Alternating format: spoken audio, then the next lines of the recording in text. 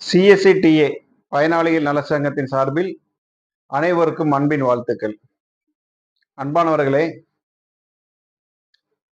நம்முடைய இந்த YouTube channel தனிநபரை தாக்குவதற்காகவோ தனிநபரை விமர்சனம் பண்ணுவதற்காக அல்ல. இது தொடங்கப்படுவதன் நோக்கம் சிஎஸ்ஐ என்கிற ஒரு மாபியா கும்பல் சிஎஸ்ஐடிஏ கம்பெனியை மறைத்து சிஎஸ்ஐ என்கிற பெயரில் ஒரு மாபியா கும்பலாக செயல்பட்டு வருபவர்களையும் அதற்கு துணை போகிறவர்களையும் சிஎஸ்ஐ கிறிஸ்துவ மக்களை நசுக்குகிற நபர்களுக்கு எதிராக தொடங்கப்பட்டதுதான் இந்த யூடியூப் சேனல். இன்றைக்கு பேச வர வேண்டிய ஒரு சப்ஜெக்ட் பார்த்தீங்கன்னா, தென்னிந்திய திருச்சபையில் பேராயர் பிஷப் என்று சொல்லிக்கொண்டு ஒரு பட்டத்தை வைத்துக்கொண்டு பலம் வரும் ஒரு நபரை குறித்து தான் நம்ம பேசுகிறோம். காரணம், சிஎஸ்ஐடிஏ பயனாளி நல சங்கத்தின் செயலாளராகிய என்னை ஒரு மிரட்டல் விடுத்து ஒரு வீடியோ பதிவு செய்திருந்தார். அந்த வீடியோ சம்பந்தமான ஒரு விளக்கத்தை நான் கொடுக்க வேண்டிய கட்டாயத்திற்குள் இருக்கிறேன். இந்த கட்டாயத்தின் அடிப்படையில் அந்த வீடியோவை பதிவேற்றம் செய்திருந்த காட்ப்ரே நோபல் என்பவருக்கு என்னுடைய விளக்கத்தை நான் கொடுக்க கடமைப்பட்டிருக்கிறேன். அன்பானவர்களே, இந்த திருநெல்வேலி டயசிஸில் நான் அந்த திருமண்டலத்தை சேர்ந்தவன், சிஎஸ்ஐ உறுப்பினர் என்று சொல்லிக்கொண்டு எனக்கு எல்லா அதிகாரங்களும் இருக்கிறது என்று சொல்லிக்கொண்டு பலம் வரும் ஒரு பிரபலமான ஒரு நபர். இவரால் கடந்த காலங்களில் தென்னிந்திய திருச்சபையில் மிகப்பெரிய குழப்பங்களும் மிகப்பெரிய போராட்டங்களும் அடிதடிகளும் வழக்குகளும் மிகப்பெரிய அளவுக்கு ஒரு மன உளைச்சலை ஏற்படுத்தின காரியங்களை சமூக வலைதளங்களிலும் நியூஸ் சேனலிலும் நாம பார்த்தோம். நான் நினைத்தேன் இவர் மிகப்பெரிய ஒரு போராளி என்று நினைத்தேன். ஆனா இன்று இவர் போராளி அல்ல, இவர் காரியவாதி என்பதை இவர் நிரூபித்து விட்டார். இவர் ஒரு போராளியாக இருக்கிறார். ஒவ்வொரு திருமண்டலத்திலும் ஒவ்வொருவர் உருவாகினார்கள் என்றால், உதயமானால் எல்லோருக்கும் பயன் தரும் என்று நான் நினைத்தேன். ஆனால் அந்த நினைப்பு தவறாகிவிட்டது. காரணம், கடந்த சில நாட்களில் இவர் ஒரு அநீதிகளுக்கு எதிராக போராடுகிற நபர், திருச்சபை மீட்டெடுக்க வந்த நபர், கரப்ஷனுக்கு எதிராக போராடுகிற நபர் என்று தன்னை பிரபலப்படுத்தி அடையாளப்படுத்தி கொண்டு பிரச்சாரங்களையும் தேர்தல்களையும் நின்று தான் ஒரு பிஷப்பு அப்படிலாம் சொல்லி என்ன 2 இடங்கள்ல வேட்பாளர் நின்றாரு. ஆனா தன்னை ஒரு போராளியாக அடையாளப்படுத்தி கொண்ட திரு காட்ப்ரே நோபல் அவர்கள் இன்றைய தினத்துல பல்லாயிரம் கோடி ஊழல் செய்த ஒரு ஊழல் பேர்வழி பெர்னாண்டஸ் ரத்னராஜா என்பவருடன் ஒரு கூட்டணி அமைத்து ஒன்றாக போட்டோ எடுத்து ஒன்றாக மலர் கொத்துக்களை கொடுத்து தங்களுடைய மகிழ்ச்சியை நாங்கள் எல்லாம் இருவரும் ஒற்றுமையாக இருக்கிறோம், சந்தோஷமாக இருக்கிறோம், நாங்கள் எல்லாம் சகோதரர்கள், மன்னித்து நாங்கள் என்ன பண்றோம், இந்த திருச்சபையை மீட்க போறோம் என்ற ஒரு வாசகத்தை எழுதி சமூக வலைதளங்கள் பதிவேற்றம் செய்திருந்தார். இது எனக்கு அனுப்பித்தாங்க. நம்முடைய வாட்ஸ்அப் குரூப் இருக்குது, நேருக்கு நேர் பேசுவோம், நேர்பட சிஎஸ்ஐடிஏ உண்மையை நேர்பட பேசுவோம் என்ற வாட்ஸ்அப் குரூப் நமக்கு இருக்கு. அந்த குரூப்ல இது ஒரு பெர்னாண்டஸ் சத்யநாராஜா கூட இருந்த ஒரு போட்டோஸ் வருது. அப்ப அந்த போட்டோஸ்ல நான் என்ன சொன்னேன்னா, வேஷதாரிகளாக இருப்பவர்களிடம் எச்சரிக்கையா இருங்கள், இவரை நம்ப வேண்டாம் அப்படின்னு சொல்லி ஒரு பதிவு போட்டிருந்தது. இந்த பதிவை பார்த்துட்டு காட்ப்ரே நோபல் என்ன பண்றாருன்னா, என்னை எச்சரித்து எனக்கு சவால் விடும் விதமாக ஒரு பதிவு உடனே போட்டு யூடியூப்ல பதிவேற்றம் செய்கிறாரு. இதை பார்த்து எனக்கு மிகுந்த அதிர்ச்சியாக இருந்தது. ஏன்னா பெர்னாண்டஸ் ரத்னராஜாக்கு எதிராக இவர் கடந்த நாட்கள்ல மிகப்பெரிய அளவில் ஒரு போராட்டத்தை கையில் எடுத்தவர், சிபிஐ விசாரணைக்கு வரையும் இது கொண்டு போனவர். காரணம், இந்த பெர்னாண்டஸ் ரத்னராஜா என்பவர் தென்னிந்திய திருச்சபையில் இல்லீகலாக போலியான காரியங்களை கொண்டு ஜெனரல் செக்ரட்டரியாக வலம் வந்தவர். இந்த பெர்னாண்டஸ் ரத்னராஜா ஒரு அட்வொகேட் நகர் போர்வையில மிகப்பெரிய ஒரு மாஃபியா கும்பலாக, ஒரு தாதாவாக தென்னிந்திய திருச்சபையில சொத்துக்களை ஏமாற்றி நசுக்கி மக்களை ஏமாற்றி வந்து ஒரு மாபியா கும்பல் தலைவனாக செயல்பட்டார். இது எல்லாருக்கும் தெரியும், நிதர்சனமான ஒரு உண்மை.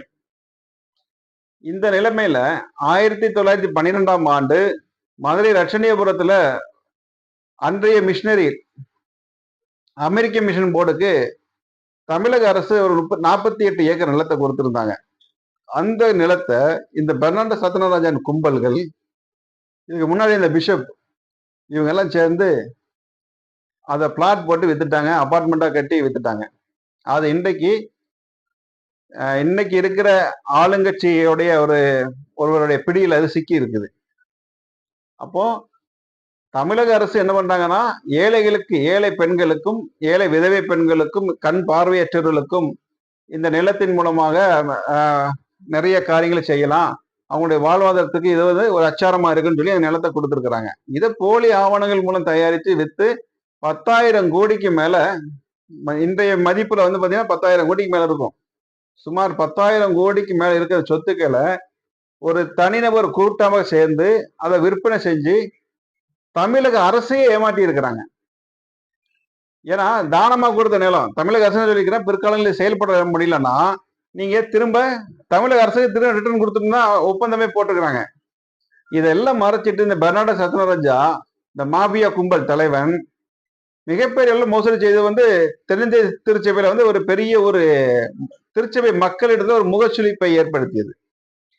அந்த நபரை தான் இந்த காட்ஃப்ரே நோபல் அவர்கள் கடுமையாக எதிர்த்து ஒரு போராளி போல, கள போராட்டம் போல, கோலியாத்த தாவீதை எதிர்த்த மாதிரி கோலியாத்தை எதிர்க்கிற இந்த ஒரு போர்வையை போர்த்தி கொண்டு தாவீதாக தன்னை காண்பித்து மிகப்பெரிய அளவில் வளம் வந்தவர். இதுக்கு உறுதுணையா இருந்தது பாத்தீங்கன்னா சகோதரர் தேவசகாயம் அவர்கள். அவர்கிட்ட இருந்து என்ன பண்றாருன்னா, இவர் மேல உள்ள அலிகேஷனுடைய ஆர்டர்கள் எல்லாம் வாங்குறாரு. ஏன்னா இவர் போலியான ஆவணங்களை தயாரிச்சு இந்த நிலத்தை விற்றாருங்கிறதெல்லாம் அந்த டாக்குமெண்ட்ல யார் எடுத்தான்னா சகோதரன் தேவசகாயம் அவர்கள் இந்த கேஸ் என்ன பண்ணாரு, சுப்ரீம் கோர்ட் வரைக்கும் போய் ஜெயிச்சு அந்த கோர்ட்டுடைய காரியங்கள் எல்லாம் கடுமையா உழைச்சி இவர்கள் குற்றம் செய்த நபர்கள் என்று சொல்லி அந்த நிலத்தை திரும்ப மீட்டு அந்த நம்மளுடைய நிலங்களை, நமக்கு கொடுக்கப்பட்ட நிலங்களை எல்லாம் மீட்டு இந்த போலி நபர்கள் மீட்டு என்ன பண்றாங்கன்னா அரசாங்கம் திரும்ப கொடுக்குறாரு. ஆனா அரசாங்கம் இதுவரைக்கும் அதை திரும்ப பெற்றுக்கொண்டாலும் இந்த குற்றவாளிகள் மீது இதுவரைக்கும் நடவடிக்கை இல்லை. நில ஆணையாளர் அதை எல்லாம் மேல் நடவடிக்கை சொல்லி எல்லாம் ஆணை போட்டிருக்காரு.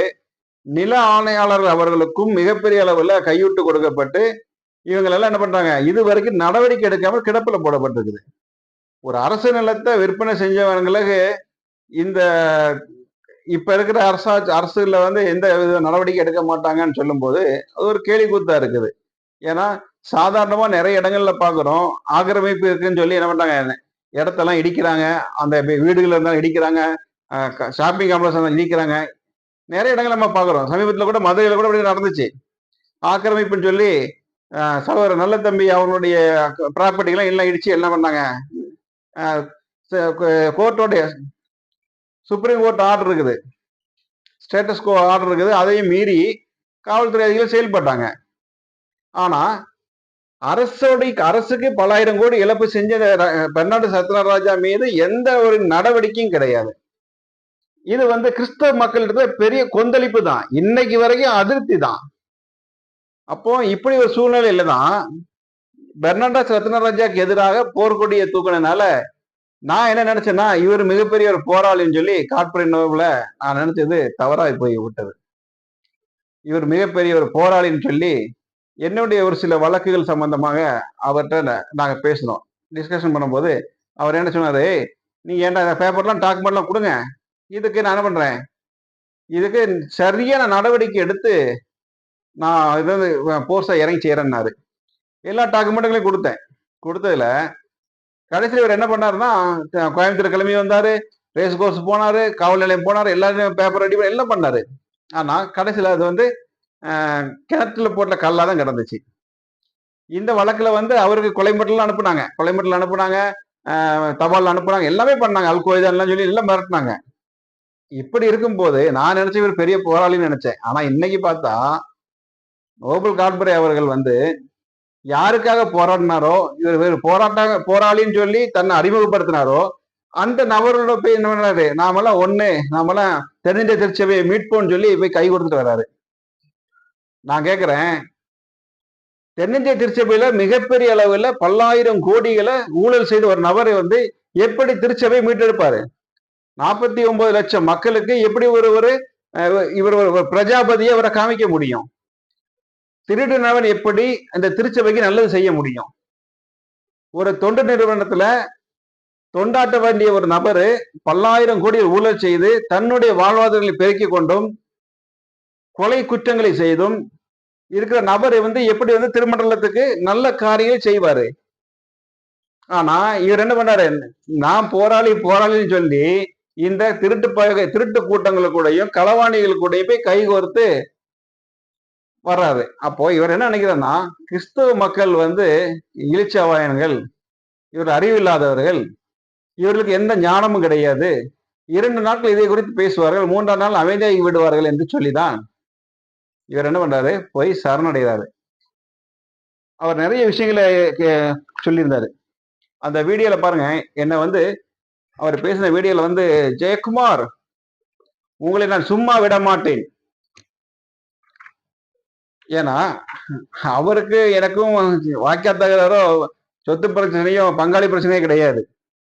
நாம என்ன கேட்டோம்னா, ஐயா நீங்க ஒரு போராளி மாதிரி என்ன காமிச்சினவன் நீங்க ஏமாத்திட்டீங்களே, இன்னைக்கு மிகப்பெரிய திருடன் கூட போய் நீங்க கைகோர்த்து நான் மேல ஒன்றா இருக்கேன்னு சொல்லி சமரசமாயிட்டு வந்தீங்களே, இதுக்கு எவ்வளவு நீங்க உங்களுக்கு தொகை கொடுக்கப்பட்டது, இதுக்காக உங்களுக்கு எவ்வளவு லஞ்சம் கொடுக்கப்பட்டது, இதெல்லாம் நாங்க கேள்வி கேட்போம்ல. ஏன்னா நீங்க ஒரு போராட்ட களத்தை ஆரம்பிக்கிறீங்க, அதை அப்படியே பாதியில விட்டுட்டு போய் ஒப்புரவாயிருங்க. அப்போ நீங்க உங்களை நம்பி நாங்க எப்படி வர முடியும்?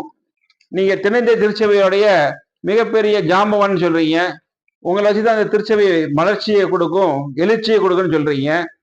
நீங்க தான் கரப்ஷனுக்கு எதிராக போராடுறேன்னு சொல்றீங்க. ஆனா நீங்களே என்ன பண்றீங்க, கரப்ஷன் இருக்கிறவங்களோட போய் நீங்க கை கோர்க்குறீங்க. அப்ப நாங்க கேள்வி கேட்கறதுல எந்த விதத்துல நீங்க தப்புன்னு சொல்றீங்க? இப்ப நான் கேள்வி கேட்கிறேன், சொல்றாரு ஜெயக்குமார் ஜெயவால் வந்து திருப்பூர்ல இருக்கிறார், நீ என்னமோ எல்லாம் பேசியிருக்காரு, நான் பேச விரும்பல. இருந்தாலுமே இவர்கிட்ட கேட்க வேண்டிய விஷயங்கள் நிறைய இருக்குது. சென்னை கோர்ட்ல என்ன போட்டு என்ன கேஸ் போட்டு நிறுத்திட்டு வராமா. ஐயா நான் ஏழை, நான் வந்து ரொம்ப ஒரு பயந்த ஒரு ஆளு, எனக்கு யாருமே கிடையாது, என்னை விட்டுருங்க அப்படின்னு, எனக்கு எனக்கு ஒண்ணு ஒரு பேக்ரவுண்ட் எனக்கு கிடையாது, எனக்கு யாருமே கிடையாது, தயவு செய்து என்னை விட்டுருங்க அப்படின்னு சொல்லி அவர்கிட்ட நான் கெஞ்சுவேன் நினைச்சாரு. இது போக அந்த பதியை நீக்கலன்னா என்ன பண்ணுவாராமா, சென்னை ஹைகோர்ட்ல வந்து என் மேல வழக்கு போட்டு என்ன பெண்டை கழட்டிடுவாராமா. என்ன பெண்டை கழட்டிடுவாங்கிறாரு. சரி பரவாயில்ல, நீங்க பெண்டை கழட்டுங்க, என்ன முட்டி தட்டுங்க, ஜெயில பிடிச்சு போடுங்க, ரைட் ஓகே. நான் ஒரு கேள்வி கேட்கிறேன், நீங்க தான் போராளின்னு சொல்லி நடந்தீங்க, கடைசியில பாத்தீங்கன்னா பல்லாயிரம் கோடி கொள்ளையடிச்சும் கூட போய் கை கோர்த்துட்டு நாமெல்லாம் ஒன்றா இருப்போம், நம்மளாம் சேர்ந்து திருச்சபையை ஒரு வளர்ச்சி பாதையை கொண்டு வருவோம், எப்படி நீங்க கொண்டு வருவீங்க? அவன் திருடி கோடிக்கணக்கான சொத்துக்களை வச்சிருக்கிறான், இன்னைக்கு எது அரசை ஏமாத்தி அரசு பணியை வாங்கியிருக்கிறான். இந்த நபர் வந்து தென்னிந்திய திருச்சபை மகளுக்கு என்ன நல்லது செய்ய முடியும்? கண்டிப்பா ஏதாவது ஒரு நல்ல காரியம் இவரால் செய்ய முடியும் சொன்னா நீங்க எங்கேயோ ஒரு இடத்துல காமிங்க, சொல்லுங்க பார்க்கலாம். அது போல இன்னொரு பொய்யான ஒரு குற்றச்சாட்டை சொல்றாரு. இவரு நான் பாரம்பரிய கிறிஸ்தவன் சொல்லியிருக்கிறாரு, நிறைய வீடியோ எல்லாம் பார்த்து தெரியும். பாரம்பரிய கிறிஸ்தவன் சொல்றாரு. இந்த பாரம்பரிய கிறிஸ்தவனா இருந்து கொண்டு பெர்னாண்டோ சத்யநாராயண யார் என்றே தெரியாதுன்னு சொல்றாரு. இது எப்படி ஏற்றுக்கொள்ள முடியும்? அப்போ தென்னிந்திய திருச்சபை மக்கள் வந்து என்ன செவிடர்களா, குருடர்களா, காது கேட்காதவங்களா, இல்ல கண்பறையற்றவர்களா? நீங்க முழு பூசணிக்கே சோட்டுல மறைக்கிறீங்க. பெர்னாண்டோ சத்யநாராயண யார் என்றே தெரியாதுன்னு சொல்லி நீங்க ஒரு மறைமுக ஒரு வாக்குமூலத்தை நீங்க கொடுக்குறீங்க. எதுக்காக? இன்னைக்கு பெர்னாண்டோ சத்யநாராயண ராஜாக்கு எதிராக நீங்க போராடின நீங்கள் அவர்கிட்ட போய் சரண் அடைறீங்கன்னு சொன்னா என்ன காரணம்? நீங்க நல்லவன் வல்லவன், நீங்க நீதி நேர்மை நீரோடை வெள்ளந்தியா நான் இருக்கிறேன்னு சொன்ன நீங்க பெர்னாண்டோ சத்யநாராஜாவுக்கு ஒரு போலி ஆவணம் மூலமாக தமிழக அரசை ஏமாற்றி தென்னிந்திய திருச்சபையின் செயலாளர் என்று சொல்லி அரசு நிலத்தை விற்பனை செய்த அந்த நபரை அலங்கரித்தது தமிழக அரசு. அப்போ திருடர்களுக்கு தமிழக அரசை ஏமாற்றி ஒரு போலியான ஆவணங்களை காமித்து ஒரு பொறுப்பை வாங்கினதுக்கு பின்னாடி நிறைய அரசியல் தலைவர்கள் இருக்காங்க. அப்போ இந்த அரசியல் தலைவர்கள் ஏன் என்ன பண்றாங்கன்னா ஒரு திருடனை உருவாக்குறாங்க. நீங்க என்ன பண்றீங்க? அவருக்கு கீழே போய் நிழல்ல போய் தங்குறீங்க. அவருக்கு ஒரு அரசு பதவி கிடைச்சதும் நீங்க போய் என்ன பண்றீங்க? சரணடைறீங்க. ஐயா, நான் உங்களோட பதவிக்கு முன்னாடி நான் என்ன பண்ணிருக்கிறேன், உங்களை போஸ்ட் போட்டிருப்பேன், பேசியிருப்பேன், திட்டிருப்பேன், இதுக்கெல்லாம் தேவசகாயம் தான் காரணங்க ஐயான்னு போய் சரணடைஞ்சிட்டீங்க. இதுதான் உண்மை. அப்போ உங்களை நம்பி வருகிற மக்கள் பாதிக்கப்பட்டவன் கிறிஸ்தவன் பாதிக்கப்பட்டு உங்ககிட்ட வந்து நீங்க உங்களை போராளியாக அடையாளப்படுத்திக்கிட்டனால உங்ககிட்ட வந்து என்ன பண்றாரு, இவர்கிட்ட போனா கார்பரேட் நபர் அவர்கிட்ட போனா நமக்கு ஒரு நிவாரணம் கிடைக்கும் நம்பிக்கை வர்றாங்க. நீங்க என்ன பண்றீங்கன்னா அந்த நம்பிக்கைக்கு துரோகம் செய்யறீங்க. அது எனக்கு செஞ்சீங்க, அண்ணன் தேவசகாய் அவர்களும் செஞ்சீங்க, நம்முடைய யூடியூபர் சார்லஸ் அண்ணனுக்கு செஞ்சீங்க. அப்போ எங்களுக்கு தெரிஞ்ச பட்டியல இது இன்னும் நீண்டுகிட்டே போகுது. நீங்க உங்களுடைய ஒரு போராளின்னு அங்கீகாரம் பண்ணிட்டு இப்படிப்பட்ட நபர்கள் கை கோர்க்கும் போது அப்ப எங்களுக்கு நிறைய கேள்விகள் வரும் இல்லையா? நாங்க கேள்வி கேட்கும் நீங்க பதில் சொல்லிதான் ஆகணும். இப்ப நீங்க எனக்கு ஒரு கேள்வி கேட்டீங்களே, அதுக்கு நான் பதில் சொல்றேன் பாருங்க. நீங்க உங்களை நல்ல மாதிரி நீங்க காமிக்காதீங்க தயவு செய்து. அது போக என்ன சொல்றீங்க, நீங்க எப்படி எல்லாம் ஏமாத்துறீங்க? நல்ல மாதிரி காமிக்கிறீங்க, எல்லாம் பண்றீங்க, போராடுறீங்க, எங்கிட்ட இருந்து டாக்குமெண்ட்லாம் வாங்குறீங்க, எங்ககிட்ட இருந்து எல்லா உண்மைகளையும் நீங்க வாங்கிக்கிறீங்க, கடைசியில வாங்கிட்டு நீங்க தான் எல்லாம் செஞ்சேன்னு சொல்றீங்க. அது எங்களுக்கு மட்டும் தான் தெரியும், இதுக்கு யாரெல்லாம் செஞ்சா இதுல இந்த உண்மை வெளியே கொள்றதுக்கு நாங்களே எவ்வளவு பிரயாசப்பட்டோம்னு சொல்லி நீங்க வந்து வழக்கு போட்டு எல்லாம் பண்ணீங்க. கடைசி என்ன பண்றீங்க, ஒரிஜினல் காப்பிகளை கொடுன்னு கேக்குறீங்க. நாங்க என்ன பைத்தியக்காரனுங்களா? ஒரிஜினல் காப்பியை கொடுத்துட்டு உங்ககிட்ட கொடுத்துட்டு நீங்க இதை கொண்டு எதிராளிட்டு போய் என்ன பண்ணுவீங்க, பாரு ஒரிஜினல் காப்பியில என்கிட்ட தான் இருக்கு, நீ அவன் கேஸ் போட முடியாது சொல்லி பேரம் பேசுவீங்க. இதுதான் உண்மை, இதுதான் நிதர்சனமான உண்மை. கேஸ் நடத்துறேன் வைக்கிறேன்னு சொல்லி நீங்க என்ன பண்றீங்க, போய் எதிராளிகிட்ட போய் சரணடைஞ்சிடுறீங்க. இப்ப நீங்க யோக்கிய செய்யாமணி வந்து பேசுனீங்க இல்லையா? நான் கேட்கிறேன், நீங்க நல்லவர் தான் வல்லவர் தான், நாங்க அதுல எந்த ஒரு மாற்று கருத்து இல்லை. நாங்க உங்களை நம்பினது எங்களுடைய முட்டாள்தனம், எங்களுடைய அறியாமை நீங்க என்ன பண்றீங்க, ஆயுதமா பயன்படுத்திக்கிறீங்க. நீங்க எதுக்காக தேவசகாய் அவர்கள்ட்ட வந்து ஒரிஜினல் கட்டிங்க, என்கிட்ட ஒரிஜினல் கட்டுங்க, வீடியோல சொல்லிக்கிறீங்க. நீ ஒரிஜினல் டாக்குமெண்ட் கொடுத்தியா அப்படின்னு. ஒரிஜினல் டாக்குமெண்ட் கொடுக்கறதா நிறைய இடங்கள்ல நாங்க பாக்குறோம். ஒரிஜினல் டாக்குமெண்ட் வாங்கிட்டு நான் வாங்கிட்டேன் அப்படி சொல்லி எதிராளிட்ட போய் என்ன பண்றது, நல்ல பிள்ளை நினைச்சு அங்க கிடைக்கிற கமிஷன் வாங்கிட்டு போயிடுறது. ஆனா ஒவ்வொரு விஷயம் நீங்க தப்பு செய்றீங்க. நீங்க ஒரு பேராயிருங்கிறீங்க, ஆயிரங்கிறீங்க, சுவிசேஷங்கிறீங்க. நான் வந்து சுவிசேஷகனோ பேராயிரோ ஆயிரம் கிடையாது. நான் சாதாரண சபை உறுப்பினர். ஆனா இந்த இரத்த பலிகளும் ஆண்டவருடைய கோபாக்குன்னு எங்க திரும்பினா உங்களை மாதிரி மக்கள்கிட்ட நல்லவன் மாதிரி நடிச்சு ஏமாத்துறவங்களுக்கு மிகப்பெரிய ஆக்கினை உண்டு. அது வேதத்துல நிறைய இடங்கள்ல இருக்குது. நான் உங்களுக்கு வேதத்தை போதிச்சு நான் வந்து என்னோட நேரத்தை வீணாக்க விரும்பல.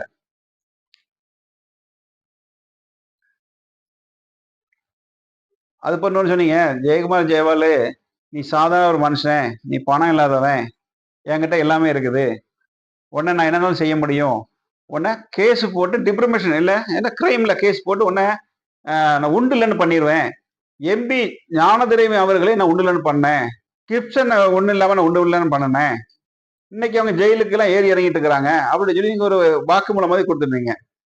நான் சொல்றேன், ஐயா நான் ஒரு ஏழை, என்கிட்ட வசதி வாய்ப்புகள் கிடையாது, உண்மைதான், என்கிட்ட பணம் கிடையாது, உண்மைதான். ஆனா என்கிட்ட ஒரு பெரிய ஒருத்தர் இருக்கிறாரு, மிகப்பெரிய ஒரு பணக்காரும் மிகப்பெரிய ஒரு ஜாம்பவானும், உலகத்தில் இருக்கிறவர எண்ணில் இருக்கிறவர் மிகப்பெரிய ஒருவரை நான் வச்சிருக்கிறேன். அவர் தான் ஆண்டவராக இயேசு கிறிஸ்து. அவர் சொல்றாரு இல்லையா, உன் கண்ணின் மணியை தொடுகிறவன் என்னை தொட வேண்டும் என்று. என்ன நீங்க தொட வேண்டும் என்று நினைத்தால் சவால் விட்டு உங்களுக்கு சொல்லுகிறேன், நீங்கள் ஆண்டவராக இயேசு கிறிஸ்துவை தொட வேண்டும். அப்போதுதான் நீங்கள் என்னை தொட முடியும். இதுக்கு நிறைய உதாரணங்கள் என்னால் சொல்ல முடியும். காரணம், என்னை அழிக்க வேண்டும், தென்னிந்திய திருச்சபையில் நடக்கிற போராட்ட காலத்துல இறங்கின எனக்கு என் மேல நிறைய வழக்குகள் போட்டாங்க, எஃப்ஐஆர் போட்டாங்க, கேஸ் போட்டாங்க, எல்லாமே போட்டாங்க. ஆனா அதுல உண்மைத்தன்மை இல்லாம இன்னைக்கு எல்லாம் ஓடி ஒளியிறாங்க. என்ன நீர்த்து போகணும்னு செஞ்ச அன்னைக்கு இன்னைக்கு வந்து பாத்தீங்கன்னா ஓடி ஒளிஞ்சிட்டு இருக்கிறாங்க.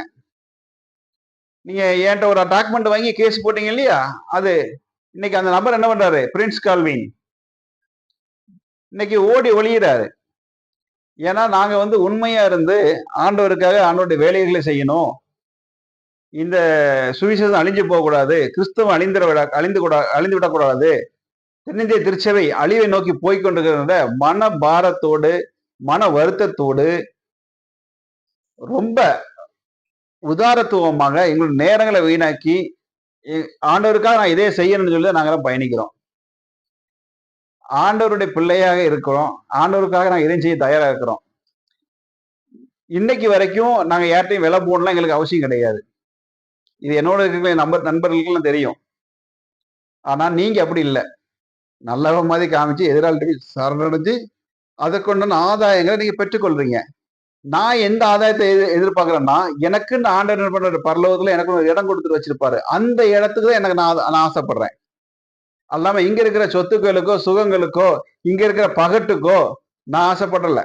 அப்படி ஆசைப்பட்டிருந்தா இன்னைக்கு என்னுடைய நிலைமைகளும் நீ கேவலம் என்ன கேள்வி கேட்டீங்க இல்லையா, என்ன ஏளனமா கேள்வி கேட்டீங்க இல்லையா, நீ ஒண்ணு இல்லாதவன் சொன்னீங்க இல்லையா, அதுக்கு இன்னைக்கு நான் பெரிய இடத்துக்கு நான் இருந்திருக்கலாம். எனக்கு அது தேவையில்லை. என்னுடைய தென்னிந்திய திருச்சபை மீட்க வேண்டும் என்ற வைராக்கியத்தோடு இறங்கினவன் தான் இந்த ஜெயக்குமார் ஜெயவால். நீங்க நினைக்கிற மாதிரி உங்கள்கிட்ட நான் மன்னிப்பு கேட்பேன், உங்க காலை வந்து பிடிப்பேன், நீங்க கேஸ் போடுற, உங்களை மிரட்டி பார்த்துரு அப்படிலாம் நீங்க நினைக்கிறீங்கன்னா அது கனவிலும் கூட நடக்காது. ஏன்னா மோசையிட இருந்தவர் என்னோட இருக்கிறார். சிங்க கபீன்ல இருந்து ஆதாக்ஷேதா ஒவ்வொரு அக்கினில சூழலில் இருந்தவங்களையும் காப்பாற்றின தேவன் என்னோட இருக்கிறார். சிங்க கெபில் இருந்தவங்களையும் காப்பாற்றின தேவன் என்னோட கூட இருக்கிறார். நான் ஆராதிக்கிற தேவன் ஜீவனுள்ள தேவன், உண்மையுள்ள தேவன். அவருடைய நாமத்தை தூஷிக்கிறவர்களுக்கு எதிராக தான் இந்த காரியங்களை செய்யறதுக்கு எதிராக நான் இறங்கி இருக்கிறேன். ஆனா நீங்க நினைக்கிற மாதிரி உங்களை மேற்பட்ட நயங்காட்டி நயவஞ்சகம் பண்ணி மக்களை ஒரு கோர்வையாக ஒரு பிம்பமாக உருவாக்கி நீங்கள் நல்லவர்கள் நீங்கள் நடித்து நல்லவர்கள் உங்களை காண்பித்து நீங்கள் செய்கிற இடத்துல இந்த ஜெயக்குமார் ஜெயவால் அடிபணிய மாட்டான். என் மேல வழக்கு நீங்கள் போடலாம், தைரியமாக போடுங்க. அந்த வழக்கை சந்திக்க நான் தயாராக இருக்கிறேன். நீதிமன்றம் என்ன தண்டனை கொடுத்தாலும் ஏற்றுக்கொள்ள நான் தயாராக இருக்கிறேன். அதான் உங்கள்கிட்ட சொன்ன பார்த்தீங்களா, என்ன நீங்க தொடரணும்னு சொன்னா என்ன தொடரணும்னு நினைச்சவங்க எல்லாம் இன்னைக்கு நிம்மதி இல்லாம இருக்கிறாங்க, நிரந்தரம் இல்லாம இருக்கிறாம, ஓடி ஒளிஞ்சு கொண்டிருக்கிறாங்க. அப்படி என்ன என்ன என்ன நிர்மூலமாக்கணும், என்ன வந்து அடையாளம் தெரியாம அட்ரஸ் இல்லாம ஆக்கணும் அப்படி எல்லாம் என்னோட போராடினவங்க எல்லாம் ஆண்டவர் அவரோட என்னோட எனக்காக வழக்காடி கொண்டிருக்கிறார், எனக்காக யுத்தம் செய்து கொண்டிருக்கிறார், எனக்காக அவர் வைராக்கியமாக இறங்கி இருக்கிறாரு. அதனால ஐயா காட்பிரே அவர்களே, உங்களுடைய மிரட்டலுக்கும் உருட்டலுக்கும் பயப்படுகிறோம் நான் அல்ல. உங்களுடைய நிலைப்பாடு நீங்கள் மாற்றிக்கொள்ளுங்கள். உண்மையுள்ள தேவனை ஆராதிக்கிற நீங்கள் பொய் வேஷங்களை தரித்து கொண்டு பொய்யர்களைப் போல வாழ முயற்சிக்காதீர்கள். நல்லவன் என்று நீங்கள் உங்களை அடையாளப்படுத்திக் கொள்ளாதீர்கள். நீங்க நல்லவன் என்பதை 4 பேர் மக்கள் சொல்ல வேண்டும், இந்த சமூகம் சொல்ல வேண்டும், சமுதாயம் சொல்ல வேண்டும். உங்களை நீங்கள் பெருமை பீட்டிக் கொள்ளாதீர்கள். நீங்க உங்களுடைய நான் என்னவா இருக்கணும், எனக்கு மலர் வளையம் வைக்கணும், எனக்கு அதை சரி இதை சொன்ன நீங்க ஆசைப்படுறீங்க இல்லையா, அதெல்லாம் தப்பு கிடையாது. ஆனா உண்மையிலேயே நீங்கள் பயணித்தீர்கள், ஆண்டவருக்காக நின்றீர்கள் என்றால் உங்களுக்கு ஜெயத்தை ஆண்டவர் கொடுப்பார். தவறான வழிகளில் சென்று உங்களுக்கு பதவி வாங்கணும், பட்டம் வாங்கணும் அப்படின்னு நினைத்தீர்கள் என்றால் அது பொருளாகி போய்விடும்.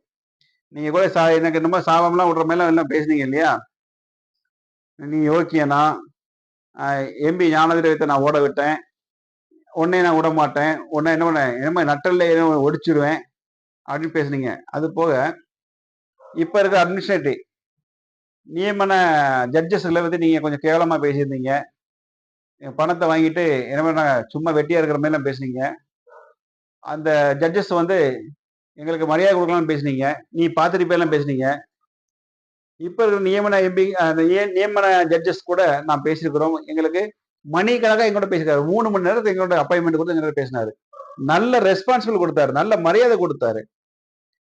நாங்க 10 பேர் மேல பேசும்போது அவர் என்ன சொன்னாருன்னா, என்ன கூப்பிட்டு நீங்க ஏதோ என்கிட்ட பேச விரும்புறீங்க தம்பி என்னன்னு சொல்லுங்கனாரு. ஏன்னா அந்த அளவுக்கு ஒருத்தருடைய உள்ளங்களை அவரு தன்னுடைய பார்வையால அது என்ன பண்ணாரு ஈர்த்து என்ன நிறைய விஷயங்கள் பேசினாரு. அவருடைய இன்னும் வரைக்கும் நல்ல உறவுல இருக்கிறேன். அப்போ நீங்க அவங்க என்ன பண்றீங்க, பணத்துக்காக வேலை செய்யறாங்க, பணத்துக்காக இருக்காங்க, இங்க பணம் வீணா போகுது அப்படின்னு சொல்லி ஒரு கொச்சையான வார்த்தையில அந்த ஜட்ஜஸ்ல நீங்க பேசுனீங்க. நீங்க சொன்னீங்க என் மேல வழக்கு போடுங்கன்னு சொல்லி. நீங்க பேசின பதிவுல கூட ஒரு 4 பாயிண்ட் வழக்கு போடுற கொண்டான பாயிண்ட் எல்லாம் இருக்குது. ஆனா நான் அதுக்கெல்லாம் போக மாட்டேன். ஏன்னா அது நான் யாருக்கிட்டையும் வழக்கு போடலாம் போக மாட்டேன். கர்த்தர் நீதி செய்வார். தேவன் உங்களை சந்திப்பார். அந்த சந்திப்பு சம்பூர்ணமாக இருக்கும். நீங்க பேசுற மாதிரி நீங்க சொல்ற மாதிரி எல்லாம் நான் உங்ககிட்ட பேச வரல. ஏன்னா ஆபிரகாம் மடியில இருந்து இருந்தா லாசர் தான் இருந்தாரு. அந்த லாசர் தான் நான். அந்த லாசர் பின்னாடி எப்படி இருந்தாங்கிறது வேதத்தை படிச்சு பாருங்க. அந்த லூக்கா 16ஆம் அதிகாரம் 19 படிச்சு பாருங்க. அதை அனலைஸ் பண்ணுங்க. அதை தியானிங்க. அப்புறம் ஜட்ஜஸ் பத்தி சொல்றீங்க, வீடு 2 பட்டா கூத்தாடி கொண்டாட்டம் என்று. இது பொறுப்பு நீதிபதிகளுக்கு. வீடு 2ஆக்குனது யாரு? எப்படி நீங்க வீடு 2ஆச்சுன்னு சொல்லி நீங்க சொல்லுவீங்க? மிஸ்டர் காட்பிரே நோபல் அவர்களே, உங்களுக்கும் எனக்கும் வாய்க்காதவராரோ பிரச்சனையோ ஒண்ணும் கிடையாது. ஆனா நீங்கள் உங்களுடைய அதிகாரத்தையும் உங்களுடைய ஆணவத்தின் உச்சத்தையும் தான் இந்த நீங்க போட்ட பதிவு சுட்டி காண்பிக்கிறது. உங்களுக்கு தலைக்கணம் அதிகமாகிவிட்டது. அதனாலதான் நீங்க அந்த பதிவெல்லாம் போட்டிருக்கீங்க. ஒரு பிஷப் என்பது எப்படி இருக்கணும், ஒரு கண்காணி இருக்கிறது எப்படி இருக்குங்களா நீங்க சொல்றீங்க. அந்த செயல்பாடு உங்ககிட்ட இருக்குதா? அன்பா இருக்குன்னு சொல்றீங்க. அந்த அன்பு உங்ககிட்ட இருக்குதா? அன்பானவர்களே, மீண்டும் ஒரு பதிவுல இந்த விவாத மேடை தொடரும். மீண்டும் ஒரு பதிவுல இன்னும் நிறைய சம்பவங்களை நான் சொல்ல கடமைப்பட்டுகிறேன். தென்னிந்திய திருச்சபையில் நடக்கிற அவலங்களையும் அக்கிரமங்களையும் வெளியிலே கொண்டு வருவதிலும், சபையை மீட்டெடுப்பதிலையும், சொத்துக்களை மீட்டெடுப்பதிலையும் சிஎஸ்ஐடி பயனாளி நலச்சங்கமானது களமிறங்கும், அதை செய்து முடிக்கும் என்பதை இந்த நேரத்தில் உறுதிப்பட உங்களிடம் சொல்லிக் கொள்ளுகிறேன். யாரும் என்னை மிரட்டி விடலாம், என்னை நயங்காட்டி ஏமாற்றி விடலாம் என்று நினைக்காதீர்கள். அதற்கு விலை போகிறவனும் அல்ல, மிரட்டலுக்கு அடிபடுகிறவன் அல்ல, அன்புக்கு மட்டுமே அடிபணிவேன்.